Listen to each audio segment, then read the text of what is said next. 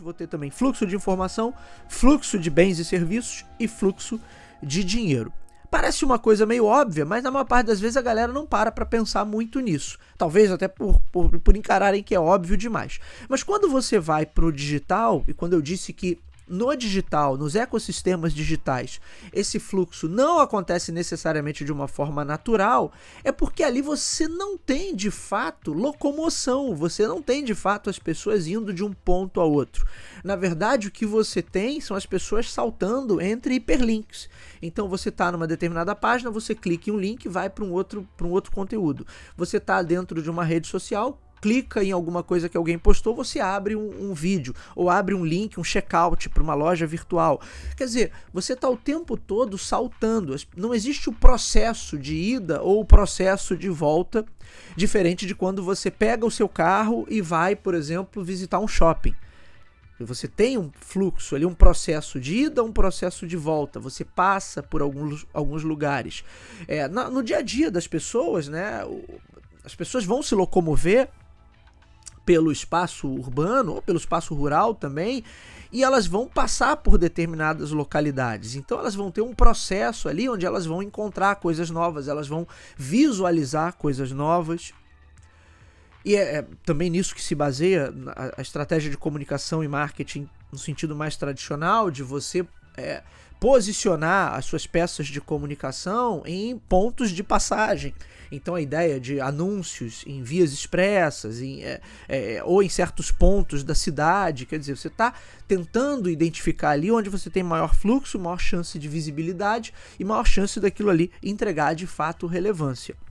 Mas quando você vai para o digital, normalmente você tem o consumidor, o público, sendo proativo, startando esse processo.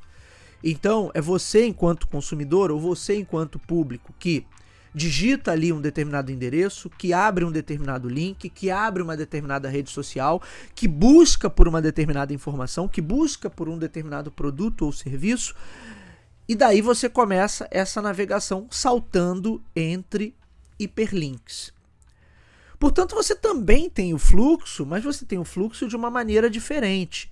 Porque não existe passagem, não existe contexto de ida ou contexto de volta. Existe a pessoa saltando entre pontos.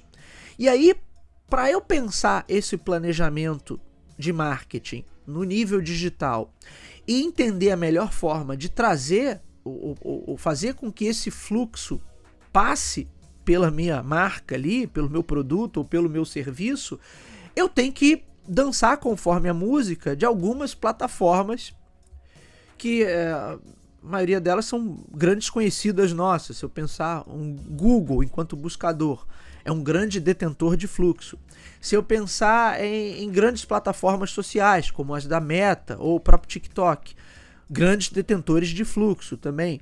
Se eu pensar em grandes e-commerce ou grandes marketplaces, como Amazon, Mercado Livre, Magalu, grandes detentores de fluxo. Se eu pensar em grandes plataformas de streaming, Netflix, Disney, Amazon, Globoplay, grandes detentoras de fluxo. Portanto, eu entender o fluxo no digital passa muito por entender a dinâmica dessas grandes plataformas, e a briga entre elas também é por dominar maiores volumes de fluxo.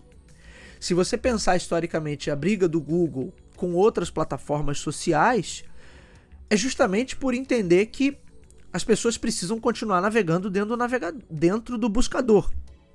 Se eu pensar na grande luta das redes sociais nos últimos 10, 15, 20 anos, é justamente para tentar incorporar ali, dentro da plataforma delas, várias das mecânicas ou vários dos tipos de uso que antes as pessoas fariam pelo Google ou por um buscador tradicional.